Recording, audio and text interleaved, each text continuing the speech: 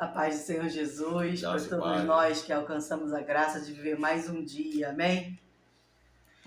Hoje nós vamos retomar a nossa leitura do Novo Testamento, no livro de Mateus, no capítulo 15.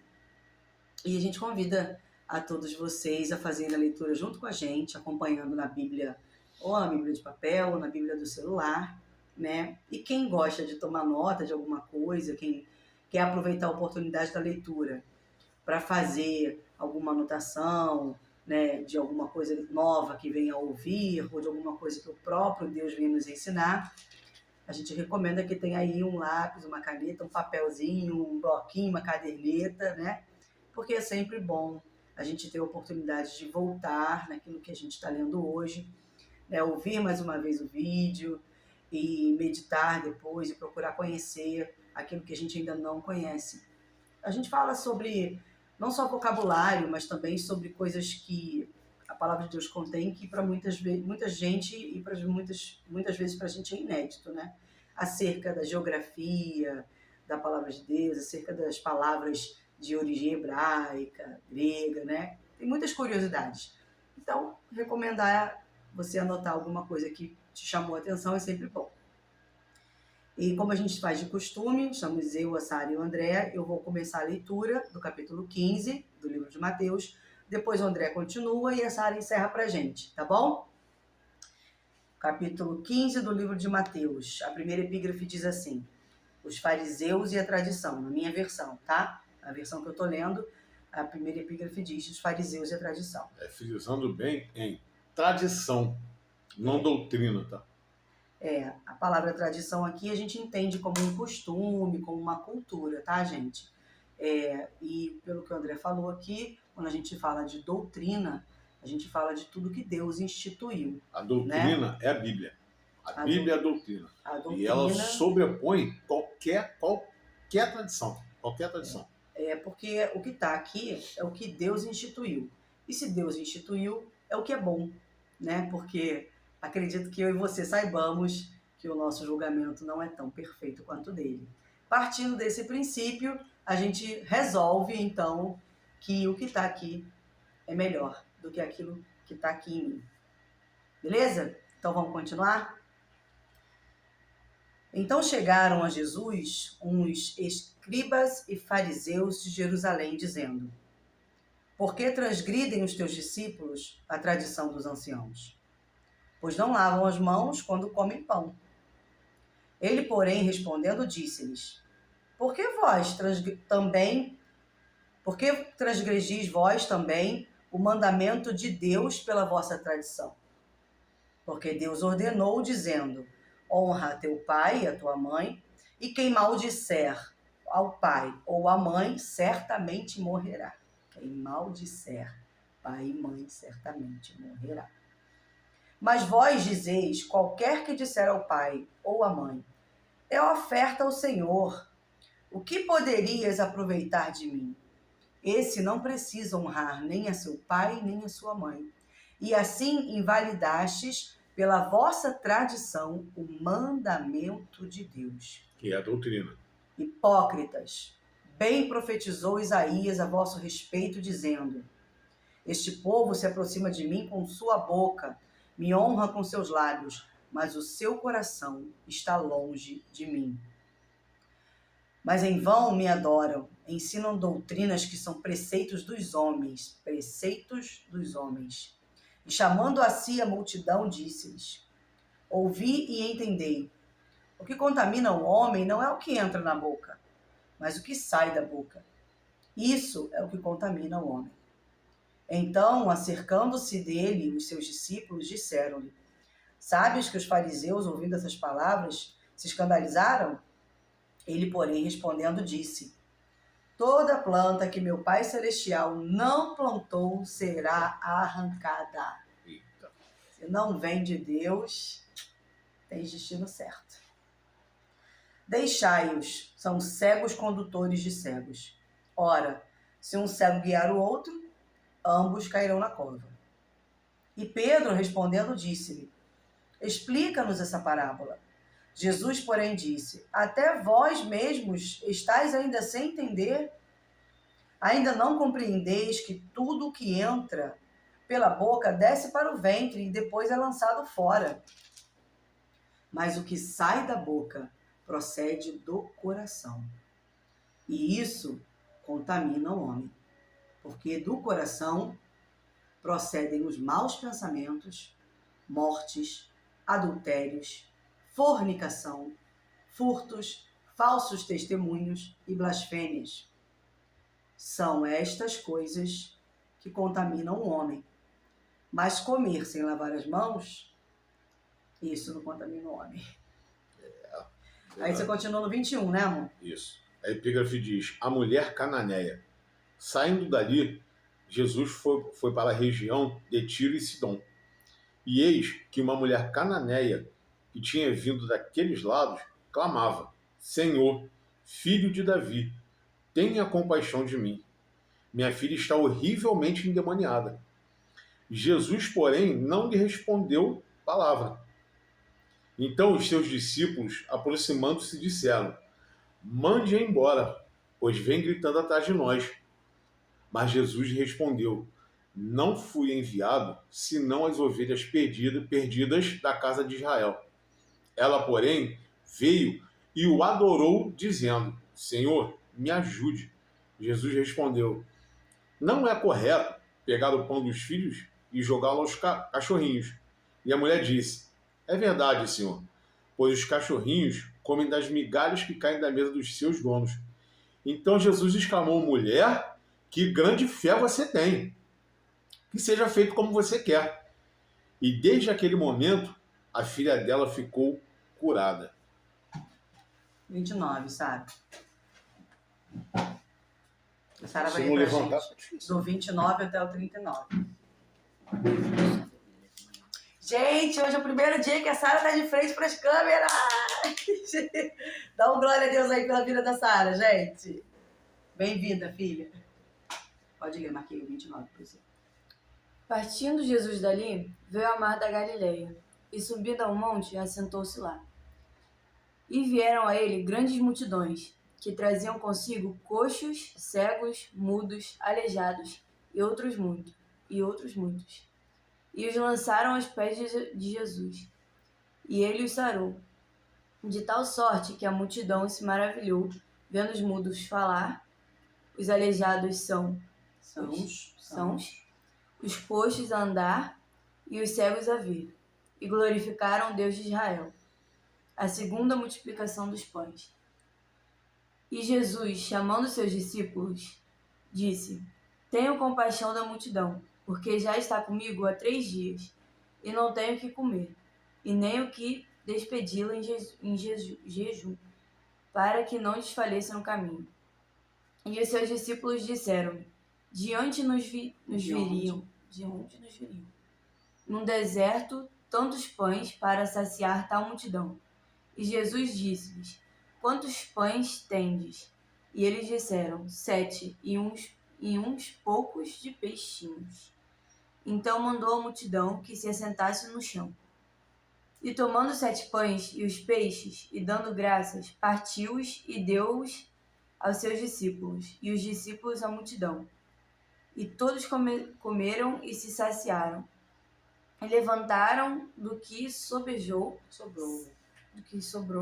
7 cestos cheios de pedaços. Ora, os que tinham comido eram 4.000 homens, além de mulheres e crianças. E tendo despedido a multidão, entrou no barco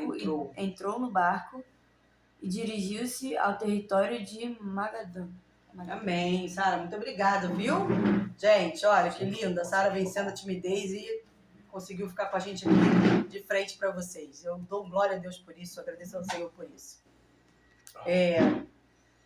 A gente continua aprendendo com Jesus aqui no capítulo 15 a respeito do cuidado com o próximo, né? E a respeito do que importa para o Senhor. Eu, como sempre, faço as minhas anotaçõezinhas quando a gente está conversando aqui antes da gente gravar o vídeo, né? Eu e a André, a gente costuma sentar para conversar a respeito do que Deus está tentando falar conosco, o que a gente precisa aprender, o que a gente precisa começar a mudar no nosso dia a dia, na nossa atitude, né, nas nossas práticas da rotina do dia a dia. e naquilo que a gente precisa ser transformado ainda pela ação do Espírito Santo. Porque o processo de transformação do pecador para alguém que não ama mais o pecado, mas ama a Deus, não é um processo rápido e também não é indolor. Mas a gente sabe que se nós tivermos o coração disposto, Deus disse que todo aquele que for a Ele, de maneira nenhuma Ele lançará fora. Então, independente de quem nós somos hoje, se formos até Jesus, Ele tem prazer em começar esse processo de transformação na nossa vida, né? E a gente crê nisso.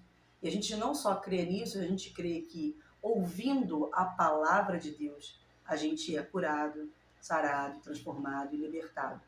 E essa leitura é uma proposta para que a gente possa não só conhecer a Bíblia, mas conhecer através da Bíblia esse Deus que nos amou e enviou seu Filho para o perdão dos nossos pecados, né? Para a nossa segunda chance. Eu vou deixar o André comentar alguma coisa. Não quer comentar Você alguma coisa? Eu vou falar Porque na verdade a gente foi conversando e eu fui anotando. Então tem coisas que eu anotei que já fazem parte do que ele falou para mim. Então eu vou seguir o que eu anotei, porque eu costumo esquecer algumas coisas. Só no final aqui. E aí no finalzinho ele fala o que ele achar melhor, tá bom? O que convier. Vou começar assim. Melhor seria agradar aos homens ou agradar a Deus? Foi a primeira pergunta que eu me fiz.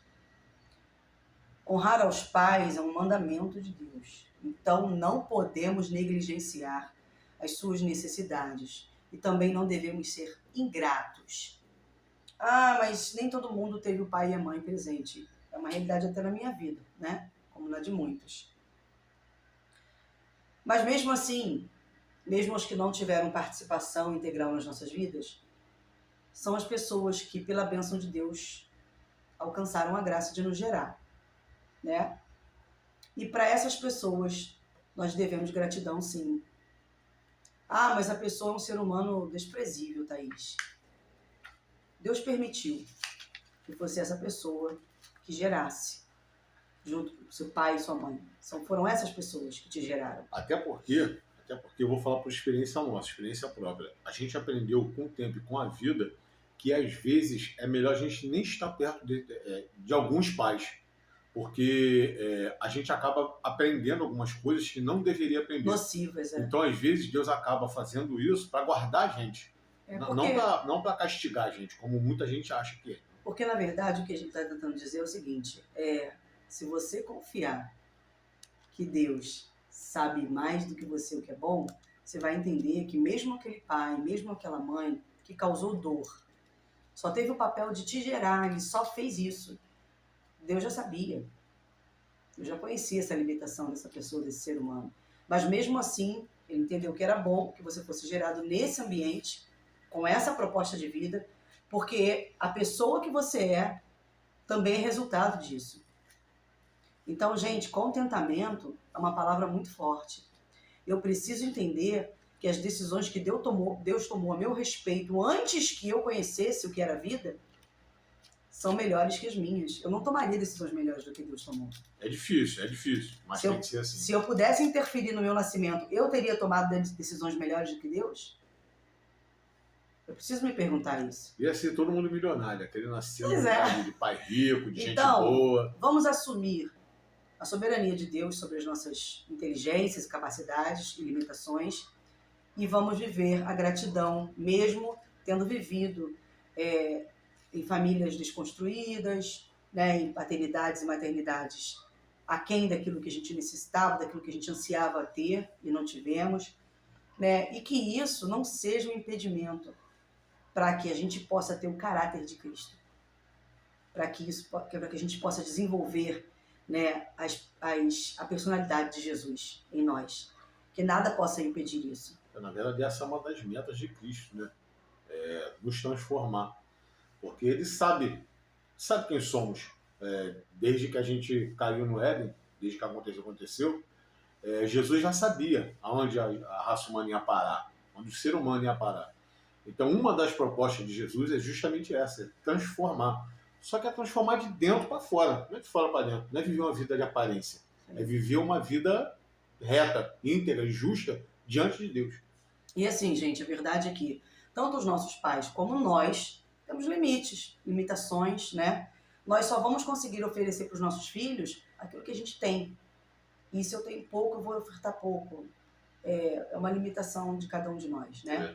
Que a gente possa encontrar um contentamento em Deus, que a gente possa repelir a ingratidão e praticar a gratidão dentro do nosso coração, né? E que a gente possa honrar sempre que possível. Se você tiver condição de honrar, atendendo uma necessidade, né? Não deixando faltar aquilo que você pode fazer, esse é o nosso papel. É porque a gente não pode negligenciar as necessidades das pessoas que nos geraram vida, se isso for possível, né? Não cabe a todas as famílias, mas naquelas que couber, que a gente possa fazer o nosso papel, porque é mandamento de Deus, tá bom?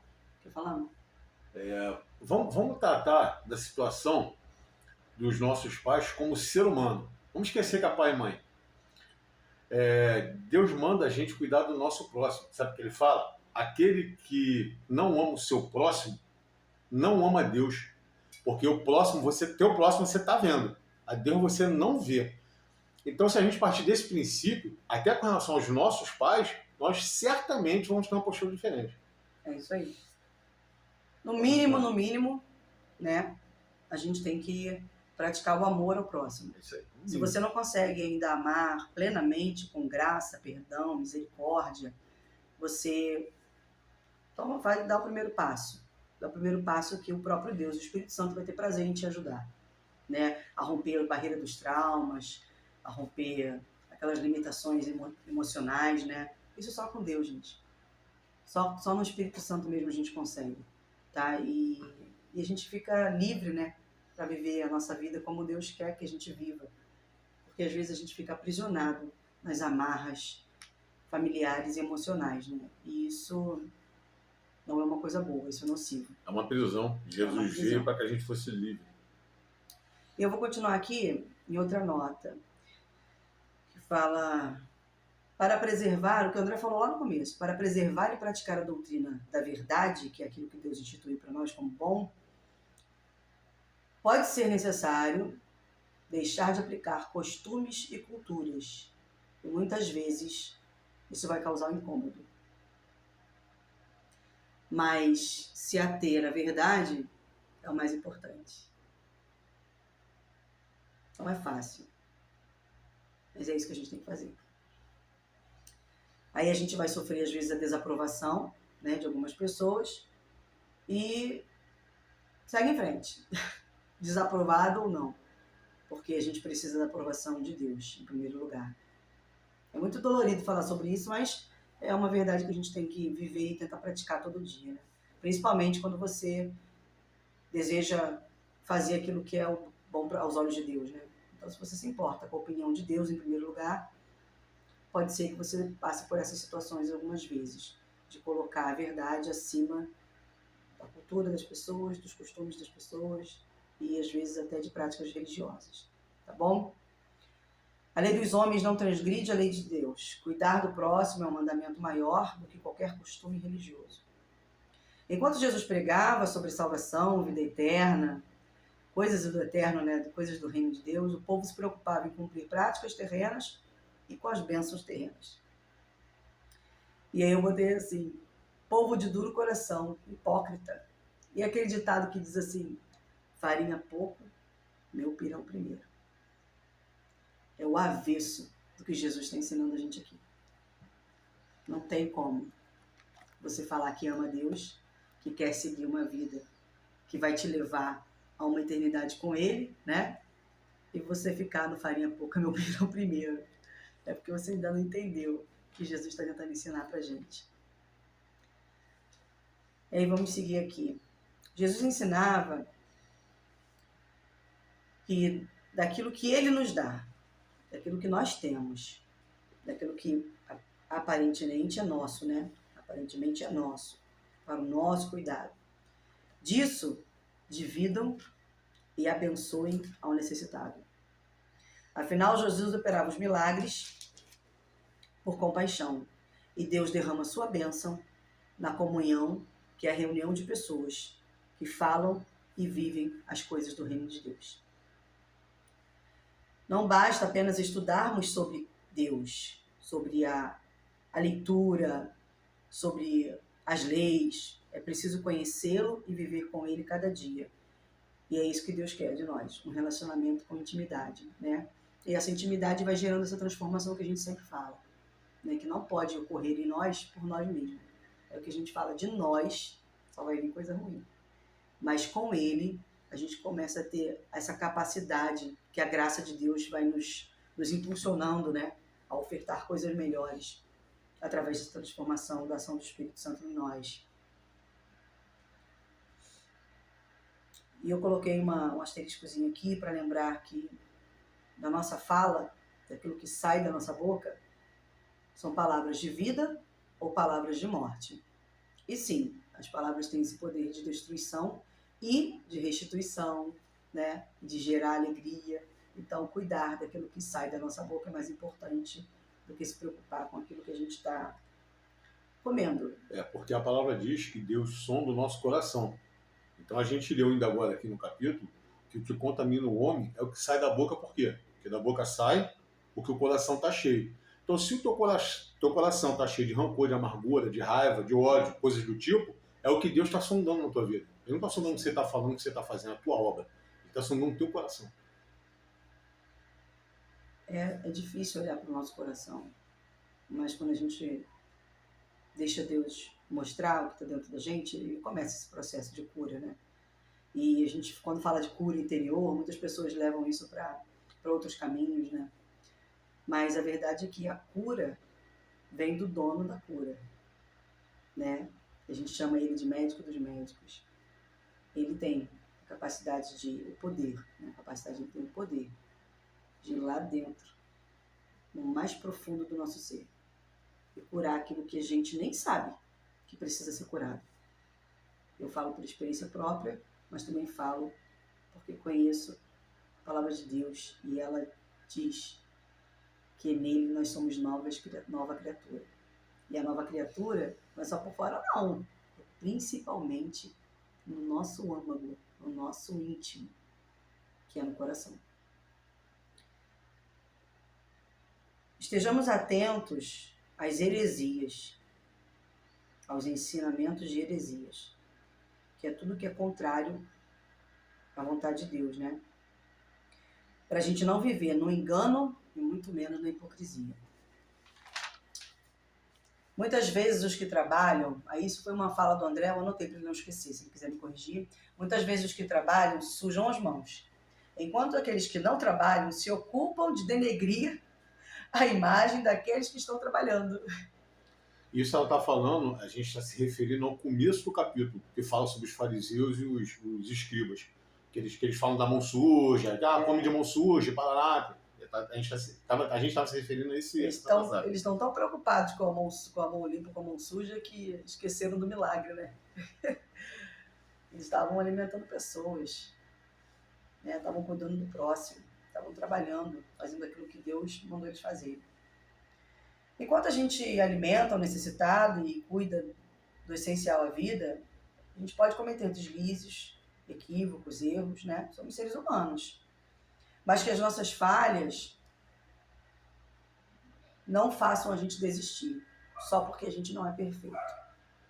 Enquanto você trabalha, enquanto você tenta fazer o que é bom, você não vai fazer com perfeição, você nem é perfeito, né? Mas que os seus erros, que a sua incapacidade, que as dificuldades, que a palavra dura que vem de outra pessoa, que te faz repensar, poxa, será que eu devo continuar fazendo isso? Que nada disso possa fazer a gente desistir de cumprir o que foi uma ordenança de Deus, né? Aquilo que é um mandamento para a nossa vida. Cada um de nós vai ter as suas características. Eu não vou fazer nada igual ao André. O André não vai fazer nada igual a mim. Somos pessoas diferentes. Deus nos criou de forma diferente, assim. Temos as nossas individualidades, né? Nós não vamos fazer igual. Mas ele não quer que a gente faça igual. Ele não quer que eu copie o André, nem que o André me copie.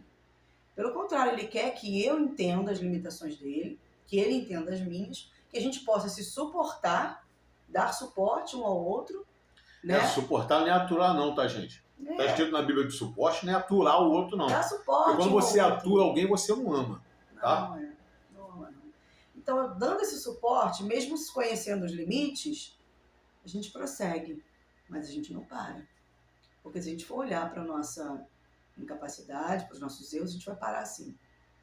Porque é desanimador, né? Ver como a gente não consegue corresponder às expectativas das pessoas. E não vamos conseguir, nem Jesus fez isso, gente. Verdade. Nem Jesus agradou geral. A gente não vai agradar todo mundo. E a gente precisa entender que vai ser assim, né? E perseverar naquilo que Deus mandou fazer. Seja o menor ou o maior, não importa. Continuar naquilo que Deus mandou fazer. Para Deus, o que importa é a forma como estamos no nosso interior, no nosso coração, não apenas as nossas aparências, né? É importante cuidar da aparência, do físico, da saúde, claro que sim. Mas também devemos cuidar daquilo que pensamos, sentimos, falamos, fazemos, cuidando e atentando para que a nossa motivação seja genuína. A motivação de Jesus era sempre a compaixão pelo próximo. Quer falar mais alguma coisa, amor? Aí vem acerca daquela mulher que eles chamam de Cananeia, né? Eu anotei assim: conforme a minha fé, o desejo se fará em nome de Jesus. Jesus cumpria o que Deus havia ordenado e o que os profetas haviam falado. Ele curava os enfermos, libertava os cativos, por onde andava. E muitos conheceram o poder de Deus através de Jesus de Nazaré. Jesus se preocupava com o bem-estar de todos, o bem-estar físico, o bem-estar emocional e o bem-estar espiritual. Nós não podemos negligenciar nenhuma das três áreas. Nós somos tricotômicos, como Pai, Filho e Espírito Santo. Nós precisamos encontrar equilíbrio. É difícil porque a gente costuma sempre balançar mais para um lado, né? Ou eu sou muito espiritual, ou eu sou muito físico, ou eu sou muito emocional. Mas vamos buscar em Cristo Jesus e no Espírito Santo, vamos buscar esse equilíbrio, gente. Né? A gente deve buscar e ficar prestando atenção nisso. A mulher, que eles chamam aqui de Cananeia, ela era gentia, não fazia parte do povo judeu. Então, para os hebreus, ela era excluída.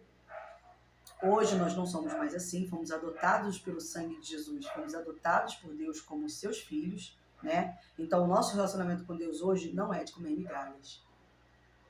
O André falou isso e eu quis anotar. Hoje, nós não nos alimentamos mais de migalhas. Hoje, nós dividimos e compartilhamos do pão, do alimento do próprio Deus. E a fé está à disposição de todos nós, gentios ou hebreus. Aquela mulher tinha fé. O André comentou comigo que essa passagem da mulher lembrava a ele as bodas de Caná, quando Jesus fez o primeiro milagre, de transformar a água em vinho, né, para honrar aquele casamento, aquele casal, aquela família. Não era chegada a hora dele, mas por compaixão, Jesus os abençoava. Que a gente possa olhar ao redor e ver se há alguém, e ver se há uma oportunidade. Se há uma oportunidade de ajudarmos a quem necessita. Se há uma necessidade, né? A necessidade de outro é uma oportunidade de nós fazermos o que Deus manda fazer. Quer falar mais alguma coisa, amor? Não. Então, gente, a gente vai encerrar por aqui. É um capítulo. Não, eu queria falar só. Achei que você não ia ler mais coisas, não vai ler mais nada, não? Não, pode. Eu só ia falar dessa oportunidade, que Jesus honrou a oportunidade com a fala daquela mulher. Ela não se importava em ser a última humilhada, não se importava em ser chamada de cachorrinho, desde que sua filha fosse abençoada. Então, Jesus, por compaixão e pela sensibilidade de reconhecer essa oportunidade, ele cuidou do ser humano. Ele fez o que Deus manda fazer. Eu queria voltar só na multiplicação dos peixes, a segunda multiplicação, que fica a partir do versículo 32. Eu vou ler só até o 35, 34, 35. Ele fala assim, ó: E então Jesus chamou os seus discípulos e disse: Tenho compaixão desta gente, porque já faz 3 dias que eles estão comigo e não têm o que comer. E não quero mandá-los para casa em jejum, para que não desfaleçam pelo caminho. Mas os discípulos lhe disseram: Onde haverá neste deserto pão suficiente para saciar tão grande multidão? Jesus perguntou: Quantos pães vocês têm? Eu vou parar aqui, que eu acho que não precisa mais não. Não, isso aí é muito legal. Presta atenção, vamos raciocinar aqui rápido. Aonde eles estão? No deserto, certo? Ele acabou de falar em cima assim: Senhor, como é que a gente vai conseguir alimento para eles aqui nesse deserto? Não tem como conseguir. Aí Jesus pergunta assim, ó, o que vocês têm? Sabe o que Jesus está dizendo? Vocês trouxeram provisão, trouxeram. A gente tem coisa pra gente comer, porque eles saíram de uma outra situação, de uma cidade, possivelmente fizeram o quê? Na outra cidade eles compraram alimento para poder atravessar o deserto. Porque a gente sempre se preocupa com o nosso Com a gente, alimento. justamente. Então o que acontece? Jesus fala assim, o que vocês têm aí? Pô, nós temos 7 pães e alguns peixinhos. Aí Jesus fala assim, então vamos fazer o seguinte, vamos dividir isso aí para todo mundo. Quem comer, comeu. Quem não comer, não comeu. Pô, faz o que eu mando e a gente vê como é que vai ficar. Aí ele faz a segunda multiplicação. Gente, ele está conjecturando, tá? Isso. Eu estou conjecturando. Aí ele faz uma segunda multiplicação de pães e peixes. Mas olha só, para que isso acontecesse, tinham algumas coisas envolvidas. A primeira coisa envolvida era que eles, na verdade Jesus, né? Porque eles não pensavam nisso. Jesus estava disposto a dividir o que ele tem, o que é dele, com aquela multidão. Por quê? Primeiro porque ele é Deus, porque ele ama. Então a gente vê que ele segue o propósito dele desde o começo até o fim do propósito dele, do ministério dele. Aí eu entro numa segunda situação. Por que o milagre aconteceu mais uma vez? É só porque era o Deus Jesus? Será que era por isso? Vamos ler no começo. No começo ele fala assim, ó. Então Jesus chamou os seus discípulos e disse, tenho compaixão desta gente. Então, olha só, para que aconteça o milagre, eu vou até ler aqui porque eu anotei isso, que eu não vou conseguir guardar. Se não fizermos a coisa certa, com a motivação correta, Deus não consegue operar. Então, se a gente quiser curar um enfermo, multiplicar um pão, um recurso, ou fazer qualquer outra coisa daquela lista que Jesus diz que a gente vai fazer, em meu nome profetizarão, falarão nova língua, se nada disso tiver a motivação correta, não serve para nada, não vai funcionar. E Paulo fala lá nas cartas dele, ele fala assim, sem amor eu nada seria. E tem uma outra passagem que ele fala assim, ele fala um monte de coisa, ele vem listando um monte de características, um monte de coisa que Deus manda fazer. No final ele fala assim, de tudo que eu falei, se vocês não conseguirem guardar nada, guarda só a última coisa que eu falei, que é o amor. E compaixão tem a ver com isso. Compaixão é um amor que vem do ventre, é um amor materno. É uma dor que você sente como se fosse teu filho, como se fosse alguém que faz parte de você. Então, os milagres que Jesus operava, e que ele opera até hoje, na minha visão, tem que vir da motivação correta. Se não vier, ele não vai operar. Na verdade, nesse tempo aqui, Jesus estava ensinando a forma correta. Isso. Né? Ele é Deus, ele faz o que ele quer, independente de quem nós somos. Não é isso que o André está falando. É que ele está falando que aqui Jesus está ensinando que é bom que seja assim. É bom que eu opere através do melhor de vocês. Porque Deus escolheu que fosse assim. Ele diz que nós somos coparticipantes da obra. Ele não precisa de nós. Não precisa. Ele escolheu fazer junto conosco. É isso. E por causa dessa decisão, Jesus está nos ensinando a fazer do jeito certo, do jeito que é bom, através da compaixão. Thaís, mas Deus opera milagres independente do pecador. Óbvio que sim. Misericórdia. É óbvio que ele vai querer curar o outro independente de quem eu sou. Ele não vai ficar esperando que eu seja perfeita para que ele alcance o necessitado. Não, gente. Ele é Deus. Ele vai, sem dúvida, ele vai priorizar a necessidade do outro. É o que a gente veio falando desde o começo. É a doutrina bíblica. O que é mais então, importante? O André não está falando que Jesus não vai operar o milagre se eu não fizer com a compaixão. Não foi isso. É que Jesus aqui está ensinando a melhor forma dele operar o milagre. É contando conosco e que o nosso coração esteja ali aplicado em compaixão, com os interesses e motivações corretos. Minha tradutora, tá? Porque assim, às vezes o André fala, e como ele é muito sucinto, na mente dele já está tudo esclarecido, talvez ele não consiga explicar. Mas para não ficar nenhuma dúvida, a gente vai lá e destrincha um pouquinho. Dá mais trabalho, mas é importante. Por quê? A gente não pode pegar o que ele falou e falar Deus só vai operar o milagre se eu fizer com compaixão. Se eu não tiver compaixão, Deus não opera milagre. Meu amor, Ele é Deus, né? Só tá aí, porque só tô aqui, porque Ele quer. Na verdade, ele vai continuar operando por compaixão. Vai. Mas aí ele não vai fazer através de você, ele vai fazer porque ele Ele vai quer. fazer porque Ele quer. E provavelmente Ele vai contar com outro que tem um coração disposto e escolheu ter compaixão. É isso aí. Né? Porque, vamos falar a verdade, a gente não tem nada disso, tá? É Deus quem vem e coloca no nosso coração. Aquilo que eu tenho de bom em mim, não nasceu comigo, não. Foi Deus que me deu. Isso eu posso te garantir. Então, o que nós temos de bom, inclusive a compaixão pelo outro, a motivação correta, gente, isso vem do próprio Deus. Né? Então, Ele nos coloca, Ele nos concede o que é bom, para que então possamos alcançar outras pessoas, outras vidas, outras famílias, né? Então, que a gente possa aprender com Jesus a melhor forma de fazer.